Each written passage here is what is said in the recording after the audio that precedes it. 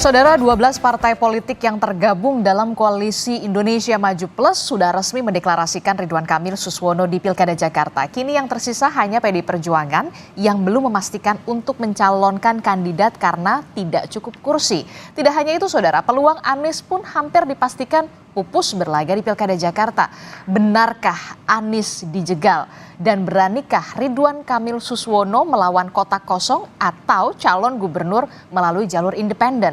Pagi ini kita akan membahasnya dengan sejumlah narasumber, diantaranya sudah hadir ke studio. Sudah ada juru bicara dari PKS, Kang Pipin Sopyan. Selamat pagi, Assalamualaikum Kang Pipin. Waalaikumsalam Mbak Disti. Ya, kemudian juga ada pengamat politik dari Lingkar Madani, ada Bung Rey Rangkuti. Selamat pagi, Assalamualaikum Bung Rey. Waalaikumsalam. Kemudian ada melalui sambungan Zoom, ada Ketua DPP PDI Perjuangan, ada Pak Jarod Saiful Hidayat. Selamat pagi, Assalamualaikum Pak Jarod. Waalaikumsalam.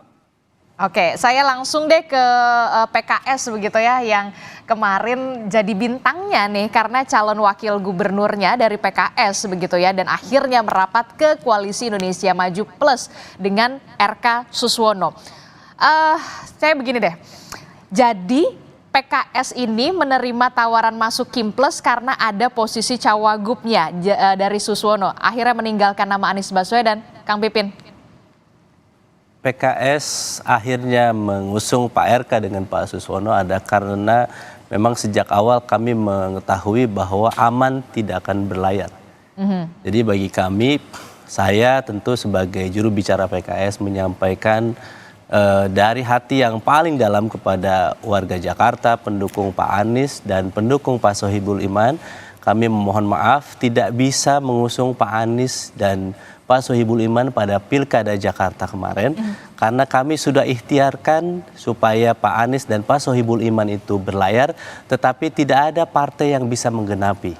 Sehingga opsi saat ini ya, yang kami sebut sebagai ridho, yaitu Ridwan Kamil dan Suswono ini, yang didukung oleh partai-partai koalisi Kim Plus, ada PKS, PKB, dan Nasdem di dalamnya, yang insya Allah akan berlayar, dan kami tentu berterima kasih atas kepercayaan telah diberikan. Kami tentu sudah mengkomunikasikan ini ke Pak Anies dan Pak Sohibul Iman. Bagi keduanya, tentu menyampaikan bahwa bisa menerima keputusan itu, termasuk Pak Sohibul Iman, kader PKS, memahami ketika beliau akhirnya tidak dicalonkan, karena bagi kader PKS memang posisi itu bukan untuk menjadi ambisi, tetapi ketika diamanahi oleh partai maka beliau akan tetap jalan. Jadi sehingga bagi kami saat ini kami sudah move on, bahwa saat ini kami bisa berlayar insya Allah Pak Ridwan Kamil dengan Pak Suswono, dua dinamik plan B yang sudah kami siapkan, bahwa insya Allah ini akan memberikan pelayanan terbaik untuk masyarakat Jakarta ke depan. Kalau Anda mengatakan melakukan permintaan maaf gitu, permohonan maaf gitu, merasa bersalahkah? Lebih bersalah ke Anies Sohibul Iman atau lebih bersalah ke pendukungnya Anies nih?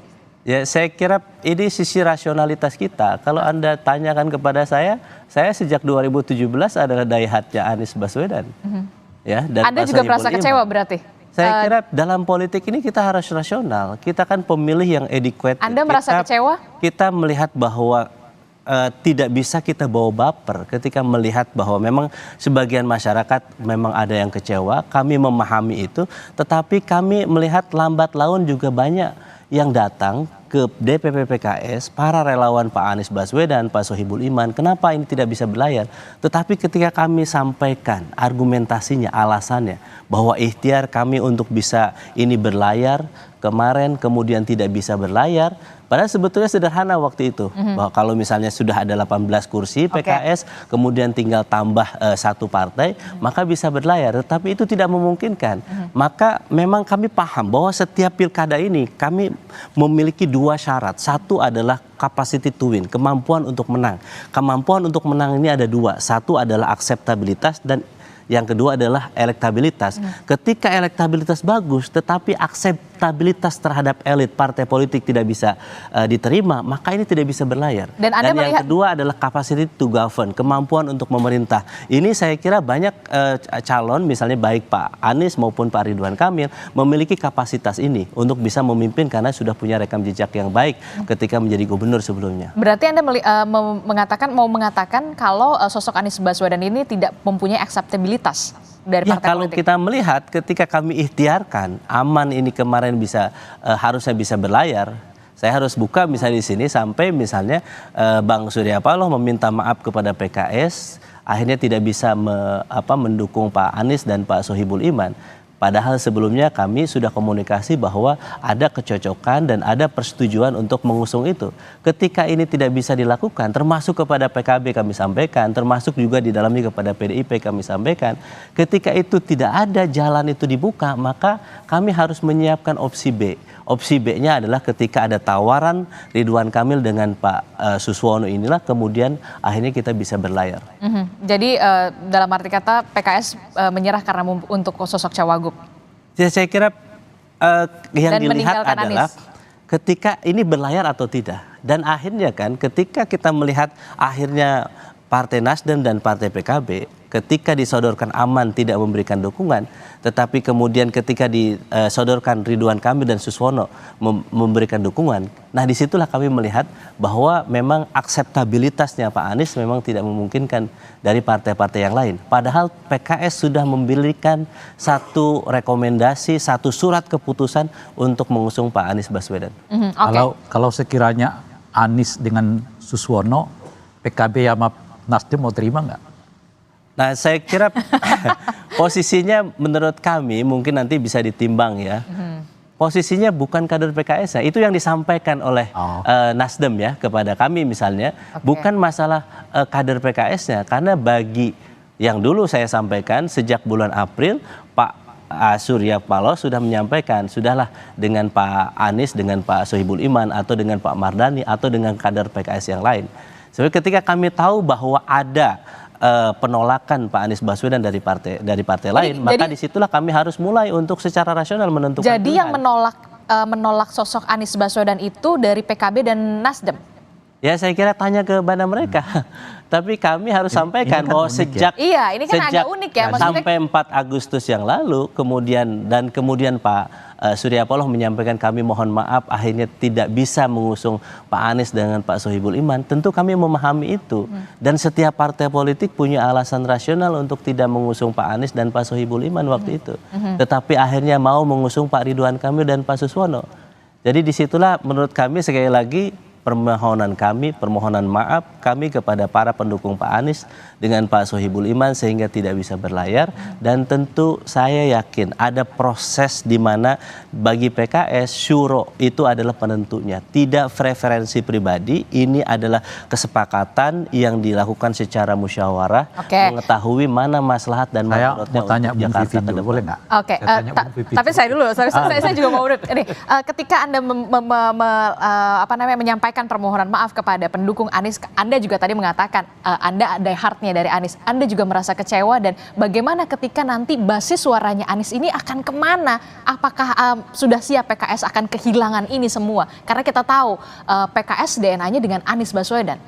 PKS ini adalah partai kader dan partai yang mengedukasi para pemilihnya.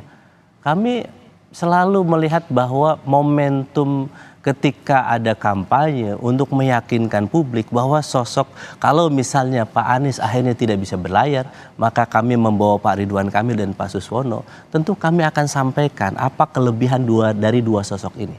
Pak Ridwan Kamil adalah seorang mantan gubernur Jawa Barat yang punya prestasi ya di berbagai bidang. Kemudian beliau juga melanjutkan kepemimpinan Kang Aher 2 periode di Jawa Barat, telah sukses. Dan kemudian kita melihat Pak Suswono, mantan Menteri Pertanian, mantan anggota Dewan, doktor di bidang bisnis, manajemen bisnis, dan siap untuk mewakafkan dirinya di Jakarta. Jadi bagi kami saat ini adalah tantangan bagi PKS adalah bagaimana meyakinkan kepada publik di Jakarta, para pemilih PKS dan para pemilih lainnya untuk bersama-sama mendukung Pak Ridwan Kamil dan Pak Suswono. Dan Anda menyadari kalau itu tugas berat dari Partai Keadilan Sejahtera setelah meninggalkan Anies begitu ya, ketika yang ada di publik kan itu yang terbentuk. Itu adalah tugas, challenge, tantangan bagi kami meyakinkan kepada rakyat Jakarta yang rasional, yang terdidik, bahwa pilihan yang dilakukan oleh PKS adalah pilihan yang rasional, bahwa kami sejak awal tidak meninggalkan Pak Anies Baswedan, kami rasional. Ketika Pak Anies Baswedan tidak bisa diterima oleh elit partai politik, maka opsi Ridwan Kamil dan Pak Suswono ini adalah opsi yang terbaik untuk rakyat Jakarta. Beberapa bulan yang lalu juga Anda mengatakan juga Anies Baswedan adalah tadi itu yang capacity to win, kapasitas akseptabilitas begitu, tapi kemudian berubah haluan begitu karena memang itulah yang kemudian terframing di publik begitu ya pada saat PKS akhirnya melabuhkan pilihan ke Koalisi Indonesia Maju Plus dengan mengusung nama Suswono. Betul, ya, jadi bagi kami ketika di awal kami sudah ada harapan waktu itu bahwa memang bisa mengusung Pak Anies ya sampai tanggal 4 Agustus, waktu itu kami kasih deadline karena sebetulnya kami juga tahu ini dan juga Pak Anies juga tahu sebetulnya bahwa berat bagi Nasdem dan PKB untuk mengusung Pak Anies Baswedan. Tinggal dan kami memang ketika memutuskan bahwa 4 Agustus itu kami akhirnya tidak mengusung memberikan pertimbangan apakah melanjutkan memberikan perpanjangan atau akhirnya membuka opsi yang kedua. Ya akhirnya opsi yang kedua ini karena memang sampai perpanjangan waktu pun SK untuk Pak Anies tidak keluar gitu. Tidak ada kawan koalisi yang kemudian berhasil digrab oleh nama Anies Baswedan ini untuk menjadi pendukung selain Partai Keadilan Sejahtera. Bung Rey kalau saya mau ini sebetulnya kalau diambil kesimpulan dari Bung Pipin ini bukanlah PKS yang meninggalkan Anies. Tapi kan itu yang kemudian terlihat makanya di ini mau disampaikan oleh Bung Pipin. Bukan PKS yang meninggalkan Anies, tapi PKB dan Nasdem lah yang tidak mau mendukung Anies. Tapi akhirnya bareng-bareng juga tuh di itu Kim makanya Plus. Karena PKB dan Nasdem tidak mau dukung Anies, siapapun calonnya dari PKS gitu. Maka mau tidak mau PKS-nya juga melepas Anies. Kira-kira begitulah penjelasannya. Jadi nggak mau ditinggalkan juga sebenarnya PKS jadi PKS tetap mau gitu ya. Sementara komunikasi dengan PDIP belum terjalin. Emang benar, saya tanya dulu. Jadi memang benar Pak Jarod komunikasi antara PKS dan juga PDI Perjuangan sampai saat ini belum terjalin. Makanya akhirnya PKS berlabuh bersama PKB dan juga Nasdem ke Koalisi Indonesia Maju Plus. Bung Jarod. Ya, kalau secara kepartean itu memang belum ya kali ya. Tapi secara pribadi antara Pak Anies dengan teman-teman di PD Perjuangan komunikasi itu dilakukan ya. Tapi kita tidak tahu apakah PKS juga mengetahui tentang komunikasi antara teman-teman di PD Perjuangan dengan Pak Anies sampai tidak ke PKS. Tapi begini Adit ya, di dalam pilkada yang menganut sistem demokrasi individual liberal ini, cara termudah untuk bisa memenangkan persaingan itu sebetulnya satu gitu ya, borong semua partai. Yang kedua, munculkan calon independen atau munculkan kotak kosong, itu paling mudah. Karena tidak banding gitu ya. PD Perjuangan sebelum memutuskan itu selalu mendengarkan aspirasi suara di akar rumput. Mas Pipin ya, Bang Ray, terus terang PD Perjuangan juga mendapatkan surat dari berbagai macam kelompok masyarakat kepada DPW partai yang mengajukan Pak Anies ya, termasuk saya juga menerima perwakilan poros Jakarta di DPW partai yang menginginkan Pak Anies untuk maju. Itu satu masukan yang baik ya dalam demokrasi. suara-suara itu perlu kita dengarkan. Dan waktu itu kita sudah juga sampaikan bahwa kita sepakat, PDI Perjuangan sepakat akan berjuang berusaha keras supaya di Jakarta yang menjadi barometer perpolitikan nasional, jangan sampai pilkada itu kemudian melawan kota kosong atau melawan independen. Tapi sepertinya melawan independen, karena memang kalau melawan kota kosong ini sudah ada jawabannya. Kayaknya enggak deh. Setelah semalam begitu dini hari tadi, akhirnya KPU Jakarta ini meloloskan pasangan Dharma Pongrekun dan juga Kun Wardana untuk jalur independen. Jadi bisa dipastikan ini nih jagoannya Kang Pipin, RK dan juga Pak Suswono ini akan melawan Dharma Pongrekun dan juga Kun Wardana, bukan kota kosong. Iya. Skemanya begitu. Kita sudah prediksi itu, makanya kemarin saya sampaikan kita tantang gitu ya, berani tidak ya RK sama Suswono itu melawan kota kosong, tapi ternyata kan calon independen diloloskan gitu ya, meskipun banyak kontroversi di situ, tapi oke lah gitu ya. Itulah cara tercepat untuk menang, dengan memborong semua partai-partai politik dengan berbagai macam gitu ya kepentingan-kepentingan pragmatisnya, entah kepentingan kekuasaan, dan meninggalkan aspirasi keinginan warga Jakarta untuk bisa mendapatkan pemimpin yang mereka kehendaki. PDI Perjuangan sebetulnya juga sudah menjaring kemudian mengkerucutkan nama-nama yang untuk nanti diajukan sebagai calon gubernur dan wakil gubernur DKI Jakarta. Itu ada Pak Anies, ada Pak Ahok, kemudian ada Pak Hendi, ya, kemudian ada Bung Rano Karno, ya. Inilah yang kita anggap punya potensi mampu membangun kota Jakarta. Tetapi ya sekali lagi semua partai diborong, sehingga PDI Perjuangan otomatis kan ya tidak bisa mengajukan calonnya kecuali nanti ada sesuatu peristiwa yang luar biasa, mungkin tanggal 27 sampai 29 ada perubahan lanskap politik, baru PDI Perjuangan bisa mengajukan calonnya.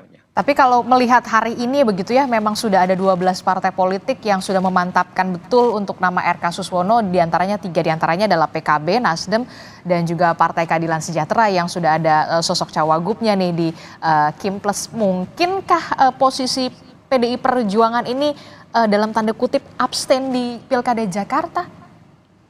Kemungkinan itu ya pasti ada, gitu ya.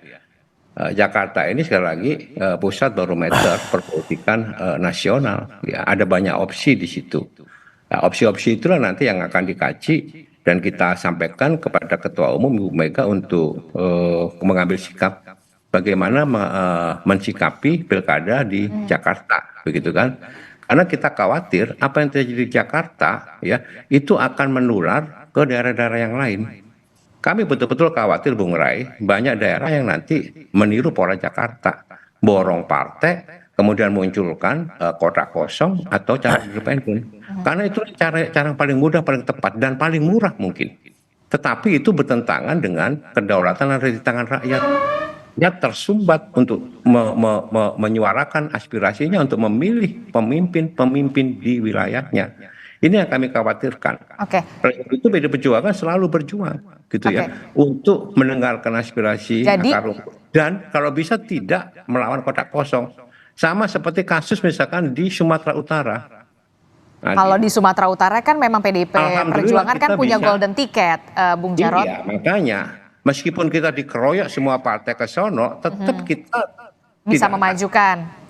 Tidak akan memperjualbelikan kursi dan suara rakyat hanya demi kepentingan pragmatisme, gitu kan? Tapi peluangnya PDI Perjuangan posisinya di Pilkada Jakarta bagaimana? Ini kan yang kemudian jadi pertanyaan besar. Abstainkah?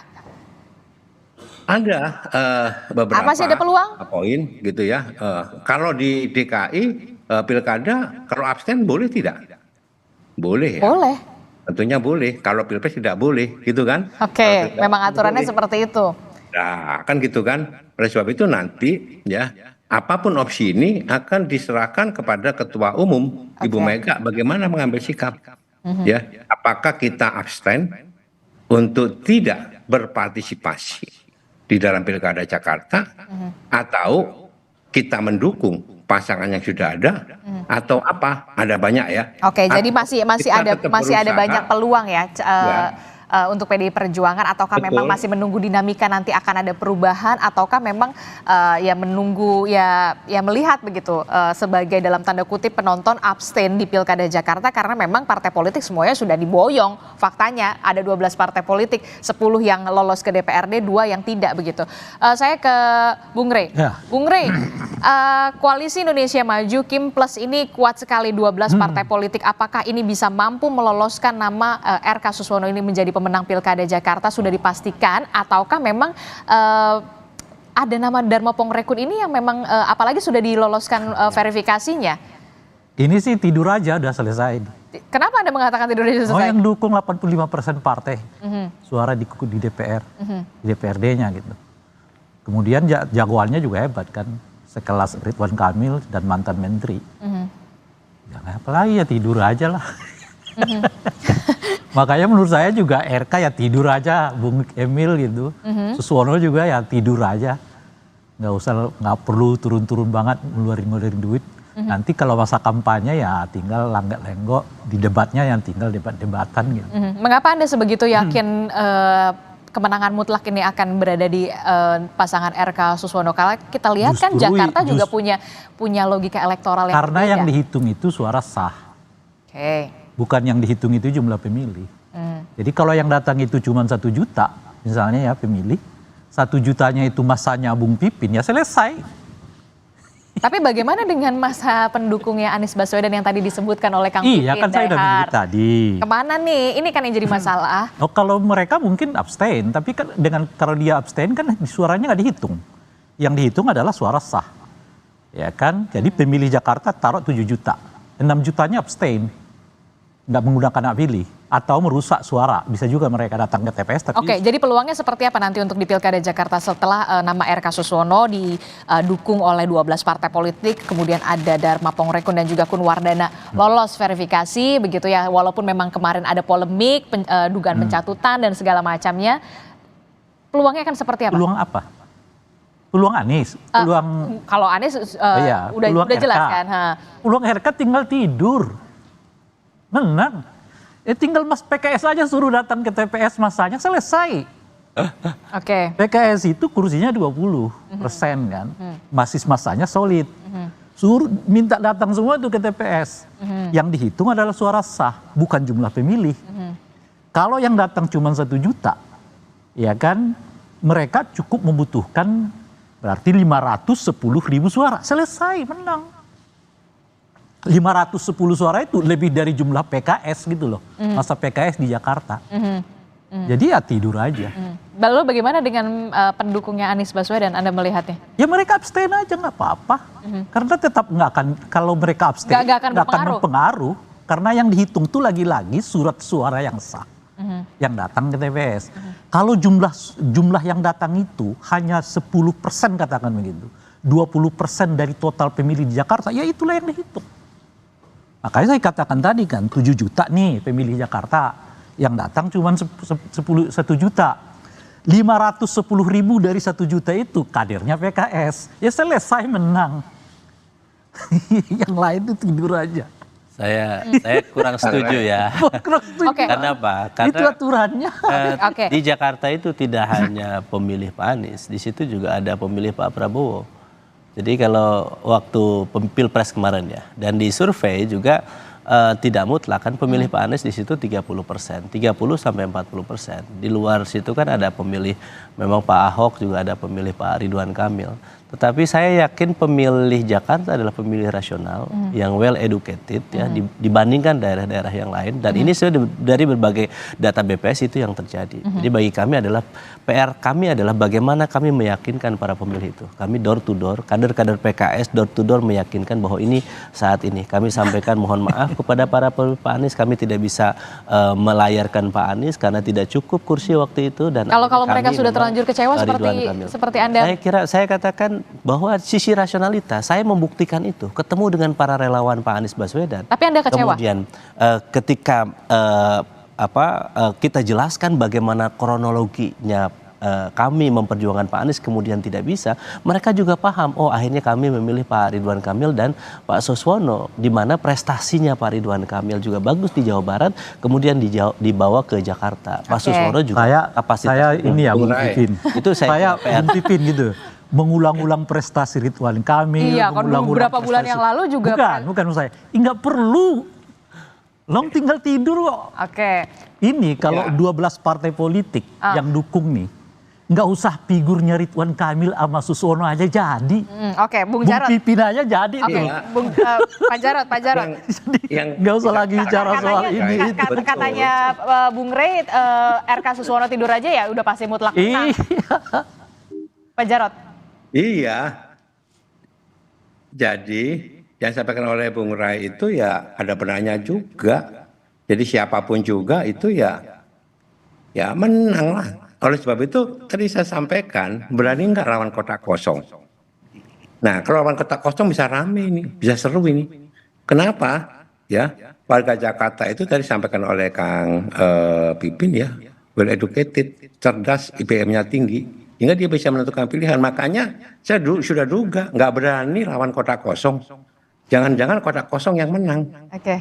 Karena pendukung Anies, pendukung Ahok, dan pendukung-pendukung yang lain sesuai dengan pilihannya pasti akan milih kotak kosong. Kalau yang menang kotak kosong itu bisa malu itu.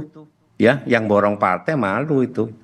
Ya, sutradara yang mau borong partai bisa malu itu. Makanya bagaimanapun juga independen ini harus diloloskan perseorangan. Supaya nggak lawan kotak kosong gitu maksudnya ya? Iya. Kalau lawan kotak kosong bahaya juga. Itu loh ya. Bisa menang, bisa kasus seperti di Makassar gitu ya. Ini soal kebanggaan aja ya. Ini karena bukan aturan. Kalau aturan membolehkan. Kalau misalnya mayoritas warga Jakarta nggak datang ke TPS alias golput, kebanggaan macam apa yang dimiliki oleh Bung Pipin terhadap kemenangan RK sama Suswono?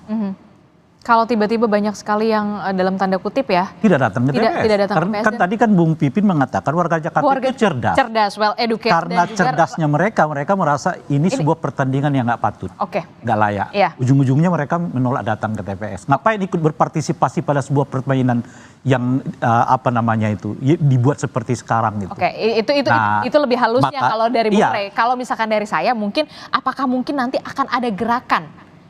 Oh mungkin saja, sekarang aja udah terdengar kok. Terdengar untuk mengatakan tidak akan datang ke TPS. Dan itu sah, hak warga negara. Dan itu bagian dari protes mereka terhadap, ini kan kita ingin sebetulnya berdemokrasi itu. Bukan sekedar kalah menang, tapi cara Anda menang tuh gimana? Cara Anda jadi kalah tuh apa?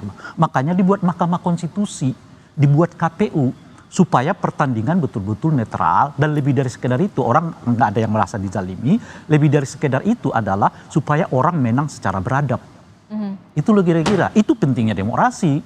Tapi kalau dipakai yang kayak begini, ini pemilunya buat apa juga gitu loh Bang, buang-buang duit. Dan Anda melihat ujung dari ini semua nanti adalah, udahlah pilkadanya kembali saja ke DPRD, yang rugikan kita gitu. Nah, ya memang logiknya begitu, kalau semua memborong partai politik gitu ya, ngapain juga pakai kampanye, debat lah, inilah. Emang dengan kemenangan yang kayak begini ini, mau bilang apapun oleh RK Jakarta ini, Jakarta itu, iya lo udah menang gitu loh. Sebelum pilkadanya dilaksanakan lo udah menang gitu. Dan Anda melihat ada peluang gerakan-gerakan semacam itu ada di Jakarta seperti yang tadi Kang Pipin bilang. Cuman ya masalahnya itu ini jadi gerakan moral. Ya, bukan gerakan hukum, karena tetap saja tidak bisa membatalkan ya kan kemenangan siapapun nanti di pilkada. Ya, jadi sekalipun mayoritas katakanlah 80% misalnya warga Jakarta nggak datang ke TPS, yang dihitung yang 20%. Yang dari 20% itu yang sah sebagai surat suaranya cuma 70%, ya itulah yang dihitung. Jadi kalau dikalkulasi sebetulnya boleh jadi kemenangannya nggak lebih dari 20-30% dari warga Jakarta misalnya begitu tuh. Nah itu yang saya pertanyakan, kebanggaan macam apa yang Anda? Kebanggaan macam ini apa? Ini soal kebanggaan ya. Kalau soal legal formalnya sih udah selesai. Karena mungkin saja menangnya 20 atau 30% saja. Jangan dijawab dulu Kang Pipin. Kita akan jeda dulu sejenak, tetaplah bersama kami di Sapa Indonesia Pagi.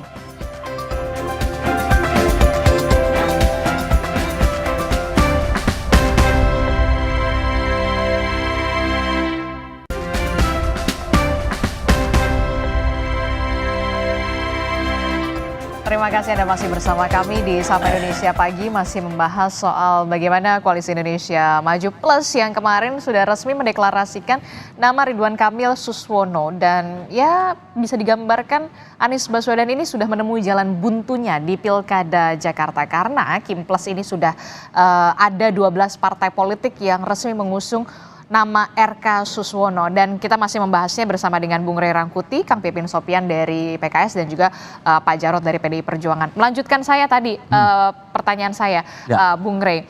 Jadi seberapa besarkah kemudian ada peluang gerakan untuk tidak datang ke TPS atau tidak memilih bahkan sekalipun begitu dalam Pilkada Jakarta ini, karena memang disuguhkannya semacam ini gitu. Saya kira pepariannya bisa 2 atau 3. Pertama ya memang nggak mau datang ke TPS. Nggak mau datang ke TPS. Ya, bagian dari protes. Bagian dari protes. Iya. Yang kedua datang ke TPS, tapi dia mencoblos pada coblosan yang membuat surat suara rusak. Okay. Gitu. Itu juga menyatakan bahwa dia atau boleh jadi yang ketiga, dia datang ke TPS, lalu di TPS-nya dia nggak coblos suara, tapi buat coretan gitu loh, Mas. Model-model kayak begitu ada, dia buat coretan apa gitu. Tapi pada intinya adalah menunjukkan bahwa mereka sedang melakukan protes. Bentuk kekecewaan. Iya, kecewa karena itu tadi bagi mungkin ya apalagi disebut tadi masyarakat Jakarta itu pintar macam-macam ya, bagi masyarakat Jakarta itu bukan soal siap di ujungnya, tapi soal bagaimana ke ujung itu juga penting gitu. Nah kan kalau di ujung itu kan siapa menang siapa kalah kan. Tapi bagaimana menuju ke siapa menang siapa kalah itu. Prosesnya seperti apa? Proses. Nah dengan kondisi yang kayak begini nih ya tentu Jakarta Barometer macam-macam dan seterusnya itu ya tentu apa istilahnya itu ya mungkin tidak patutlah dilakukan di Jakarta dengan situasi yang kayak begini gitu. Meskipun tentu karena warga Jakarta satu segi sudah bolehlah disebut memiliki semacam lompatan, misalnya salah satunya adalah nama Kaisang kan nggak terlalu menarik bagi warga Jakarta gitu. Yang itu mengakibatkan kemudian sekarang bukan Kaisang yang dipilih sebagai wakil RK tapi adalah Bung Suswono gitu ya. Artinya boleh jadi juga akan terjadi begitu gitu loh, Mang.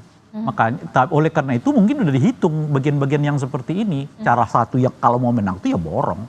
Kalau dipertandingkan dengan orang yang katakanlah selevel gitu, RK mungkin nggak mendapatkan suara yang signifikan gitu. Nah makanya saya berbicara ini soal kebanggaan gitu. Kan kalau petarung sejati itu merasa dia jadi petarung tuh kalau yang lawan tuh lebih hebat dari dia gitu loh, Mbak. Bukan yang di bawah dia gitu kan. Atau setidaknya sederajat. Mestinya belajar dari Pak Jokowi lah. Ya kan ketika Pak Jokowi pindah ke Jakarta, dia satu melawan petahana. Elektabilitas sangat rendah. Didukung partai politik yang sangat sedikit dibandingkan dengan partai politik yang mendukung petahana. Tapi beliau berhasil. Nah, artinya gitu. Artinya itu jagoan gitu loh, Mah. Nah, yang kayak gini jagoannya di mana gitu loh. Kang Pipin. Apa? Bung Ray. Bagaimana ini? Anda bisa menjawabnya. Ya, ini realitas politik yang kita hadapi saat ini. Bahwa ketika bagi kami ya tadi syarat itu berlaku ya, bahwa capacity to win dan capacity to govern. Orang kemampuan untuk menang itu syaratnya 2. Pertama akseptabilitas para elit partai politik menerima atau tidak. Yang kedua elektabilitas. Ketika salah satu syaratnya tidak bisa, maka kemungkinan tidak bisa berlayar atau tidak menang cukup besar. Dan saya harus mengatakan bahwa sebetulnya kita sedih dimanapun kalau melawan kota kosong ya. Kita sedih misalnya melawan independen, misalnya kita juga sebetulnya tapi kalau kata Bung Jarod, kalau misalkan melawan kota kosong, malah kota kosongnya bisa mungkin menang. Betul, sebagaimana di daerah lain sebetulnya Pak Jarod kan nggak cerita bagaimana PDIP mengkotak kosongkan di daerah lain sebetulnya. Misalnya di Bali, kemudian daerah-daerah lain ya. Tentu sebetulnya kemarin mohon maaf ya, saya harus mungkin buka sedikit Pak Jarod ya. Komunikasi kami juga dengan PDIP juga sempat kami sampaikan. Saya misalnya diskusi dengan salah satu politisi PDIP yang tidak mau dibicarakan namanya. Kami sudah sampaikan bagaimana kalau kita koalisi. PDIP dukung kami di Jakarta, kami dukung PDIP di Jawa Tengah. Tapi sudah ada pembicaraan ya, jawabannya adalah bahwa Ya beliau tolong jangan sampai nama saya, tapi ini sampaikan bahwa pimpinan tidak mau koalisi dengan PKS di Jakarta karena alasan ideologi. Ketika kami mendengar itu ya sudah, berarti tidak bisa jalan karena masalah ideologi mungkin tidak bisa ditawar-tawar. Kalau masalah yang lain mungkin bisa. Padahal tawaran itu sudah kami sampaikan. Tetapi sekali lagi kami tentu menghormati pilihan. Ya, ketika disampaikan bahwa karena perbedaan ideologi kita tidak bisa koalisi, sebetulnya saya bertanya, di daerah lain kok bisa, kenapa di Jakarta nggak bisa misalnya. Nah tentu pertanyaan-pertanyaan itu karena ada deadlock pertemuan atau tidak ada pembicaraan secara serius, maka kami hormati bahwa ada opsi lain. Ketika yang lain menawarkan untuk koalisi, tentu kami akan menyambut tawaran koalisi dari yang lain. Jadi PKS mau mengatakan bergabung ke Kim Plus adalah pilihan terakhir setelah kemarin betul. Kami harus sampaikan itu, ikhtiar itu kami sampaikan juga dengan teman-teman di PDIP. Mungkin karena kami juga jarang ketemu dengan Pak Jarod, tapi dengan yang lain kami sampaikan kepada yang lain bahwa kami serius kalau mau kita mengusung Pak Anies, ayo kita bareng-bareng dengan Pak Sohibul Iman, kita tukar, kita dukung PDIP di Jawa Tengah karena itu adalah basisnya PDIP, dan minta PDIP dukung PKS di DKI Jakarta karena Jakarta adalah basisnya PKS gitu. Jadi setelah itu tidak bisa terjadi, ya sudah, berarti ada opsi yang lain. Termasuk kami menghormati kalau misalnya ada yang nanti pada akhirnya tidak mendukung Pak Ridwan Kamil dengan Pak Suswono, tentu kami menghormati karena ini negara demokrasi. Bagi kami saat ini ikhtiar yang terbaik untuk mensosialisasikan Pak Ridwan Kamil dan Pak Suswono yang kami sebut sebagai Ridho ini adalah pilihan terbaik yang saat ini diberikan untuk rakyat Jakarta. Oke, pilihan terbaik dan terakhir setelah kemudian deadlock bersama PDI Perjuangan karena ada perbedaan ideologis ternyata yang jadi hambatannya, Bung Jarod, terakhir. Ya, begini, untuk melihat pilkada DKI itu kita tidak bisa hanya melihat DKI doang ya. Ini ada rentetan terkait dengan konsolidasi kekuasaan. Kami sudah memprediksi kalau begini skenario-nya bisa diprediksi bahwa Jakarta ya itu ketika Anies sudah dihalang-halangi, sudah ditekan ya, tidak diberi akses untuk maju, maka yang dimunculkan sebetulnya kan Kaisang, tapi Kaisang kan tidak bisa diterima oleh PKS. Tidak bisa terima kalau 12 parpol itu, maka Kaisang nanti Bung Rey akan masuk ke Jawa Tengah, ya kan? Jadi Kaisang Jawa Tengah sebagai wakil gubernur Jawa Tengah. Skenario-nya adalah tahun 2029 Kaisang gubernur, Gibran presiden, kan begitu, Bobi gubernur. Nah, ini bentuk konsolidasi sehingga kita bisa melihat skenario ini sebetulnya skenario dari kekuasaan yang ada sekarang. Dan ini yang membuat demokrasi kita itu gelap, demokrasi kita itu mundur. Jadi kalau kita melihat Jakarta itu tidak hanya melihat sisi Jakarta saja, tapi kaitan dengan berbagai macam daerah yang saya sebutkan tadi. Termasuk juga di Bandung juga dilakukan seperti itu, di Jawa Barat ya. Ini satu rangkaian ini Adit ya. Oleh sebab itu tadi saya sampaikan, berani tidak misalkan Jakarta gitu ya. Kalau kita melawan kota kosong ini seru. Karena saya yakin pendukung Pak Anies, pendukung Pak Ahok nanti akan nyoblos kota kosong sehingga memberikan pembelajaran bahwa praktek-praktek ya demokrasi yang seperti ini yang dimonopoli oleh kekuasaan dan partai politik itu tidak akan pernah berhasil karena rakyat sudah cerdas. Itu pilihannya. Oke, termasuk juga nanti akan ada gerakan-gerakan yang mungkin bisa berpeluang juga begitu ya, tidak datang ke TPS atau di TPS tidak memilih dengan semestinya atau semacam hal itu. Tapi yang jadi pertanyaan saya adalah perbedaan ideologis inilah yang kemudian menghambat antara PKS dan juga PDI Perjuangan tidak bisa bersatu di Pilkada Jakarta. Kenapa di daerah lain bisa kalau kata Kang Pipin? Nah, kalau itu masalah itu kita itu terkait dengan masalah position masing-masing partai. Itu terkait dengan siapa kandidatnya. Misalkan kalau Pak Anies yang diajukan, maka wakilnya harus dari PDI Perjuangan. Karena PDI Perjuangan itu sama seperti partai kader. Jadi kalau misalkan cawagupnya dari PDI Perjuangan mungkin bisa bersatu begitu ya? Mungkin saja bisa.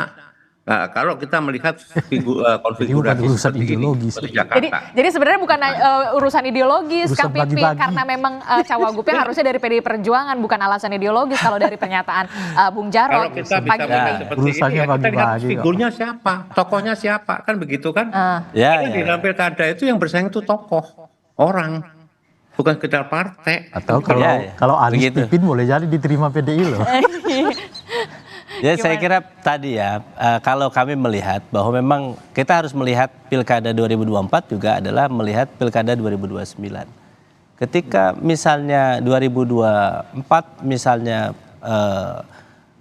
kami memasangkan Pak Anies dengan PDIP, berarti sama juga menyerahkan 2029 kepada PDIP. Kenapa hitungannya begitu?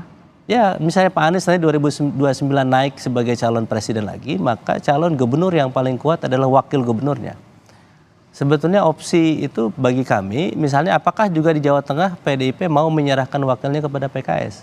Ini juga sebetulnya tidak mudah ya bagi partai politik. Jadi dalam negosiasi itu memang kita secara rasional, memang ketika di awal kami serahkan silakan Jawa Tengah misalnya kepada PDIP, kemudian Jakarta misalnya serahkan kepada PKS, ini semua sudah dihitung kalkulasi. Tapi kemudian saya balik deh pertanyaannya, kalau misalkan Anies Sohibul itu ternyata tidak bukan perbedaan ideologis tapi karena wakil gubernur, kenapa nggak dari PDI Perjuangan? Nah kenapa sekarang ketika di Kim plus nama Suswono bukan nama Sohibul Iman gitu loh? Ya tadi secara rasional kita melihat kalau misalnya lihat di Kim Plus misalnya ketika Pak Ridwan Kamil memang dari etnisnya lebih ke Sunda, maka wakilnya kalau Pak Sohibul Iman sama Sunda-Sunda. Kami harus menghormati bahwa mayoritas misalnya di sini juga ada Jawa misalnya, maka Pak Suswono salah satu solusi yang kami tawarkan. Jadi hitungan-hitungan ini tentu kami perhitungkan dari berbagai sisi. Jadi sekali lagi tentu pembicaraan yang tadi disampaikan oleh Pak Jarod sebetulnya tidak mengemuka misalnya kalau misalnya menginginkan wakilnya. Setahu saya bahkan PDIP di awal itu tidak menyetujui Pak Anies Baswedan. Sehingga ketika misalnya PKS dengan Pak Anies tidak mendapat dukungan dari PDIP berarti susah untuk bisa berkoalisi. Saya kira pada titik itu maka opsi yang lain yang bisa kita ambil yaitu Ridwan Kamil dan Suswono, dan memang itu keputusannya sudah dan diambil, Ridho sudah final. Inilah yang kita harapkan mendapatkan ridho tidak hanya dari partai-partai tetapi ridho dari warga Jakarta. Bukan dari ridho yang lain ya. Enggak, Begitu, karena kemarin kan aman ternyata nggak aman begitu. Karena sekarang berarti butuh ridho dibandingkan aman. Kalau kalimat-kalimat yang begini menurut saya udah terasa habar, sudah menang kok itu. Ngawain lagi Karena aman tidak diridhoi, jadi insya Allah mudah-mudahan ridho. Oke, jadi aman itu sudah tidak diridhoi, makanya udahlah ridho aja. Terakhir, Bung Rey. Iya, saya sih kalau saya ya berkeinginan bahwa pilkada kita itu bukan soal menang kalah saja, tapi soal bagaimana menjadi menang dan bagaimana juga orang jadi kalah gitu. Itu pertama. Kalau sekedar tujuan menang dan kalah ya pilkada juga nggak dibutuhkan. Pemilihan melalui DPRD kan juga bisa. Ya atau bahkan mungkin seperti terjadi di zaman sebelumnya ya pakai tunjuk-tunjuk aja selesai gitu. Tapi perlunya demokrasi itu supaya cara menuju ke tujuan itu dilakukan dengan cara beradab. Gitu. Maka model-model aklamasi macam-macam menurut saya sebetulnya meninggalkan spirit dari demokrasi itu yang pertama.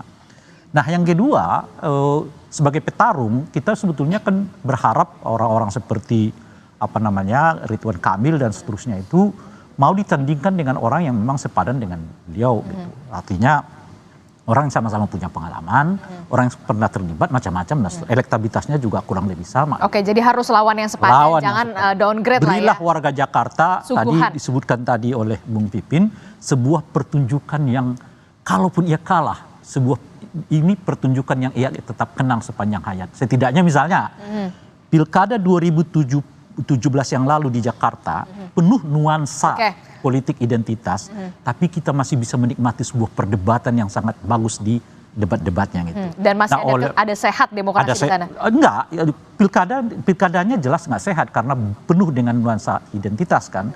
Tapi debat-debatnya begitu menarik gitu menurut saya. Dan hidup begitu. Dan hidup, ini debatnya nanti gimana? Nah yang ketiga adalah selamat datang ke Bung Ridwan Kamil dan Bung Suswono ke Jakarta menjadi gubernur giveaway Jakarta. Terima kasih. Oke.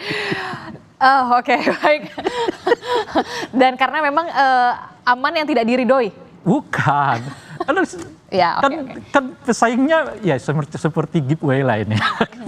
Oke, terakhir. Selamat datang RK dan Suswono menjadi gubernur Jakarta giveaway. Oke, baik. Kita nanti akan lihat bagaimana dinamikanya, walaupun agak sulit begitu ya. Kalau kita sudah lihat ini sudah final keputusannya, termasuk juga PDI Perjuangan posisinya akan seperti apa. Walaupun memang di aturan memang dibolehkan untuk abstain atau tidak berkontribusi untuk Pilkada Jakarta ini, tapi kita masih akan lihat bagaimana nanti apakah ada pergerakan atau dinamika yang akan berlangsung. Terima kasih Bung Jarod telah bergabung bersama kami. Kang Pipin, terima kasih. Kita doakan inilah yang diridhoi. Amin. Setelah kemarin sudah tidak aman begitu ya. Terima kasih Bung Ray Rangkuti telah bergabung bersama kami. Selamat pagi, assalamualaikum Bapak-bapak semuanya. Sehat selalu. Waalaikumsalam. Waalaikumsalam.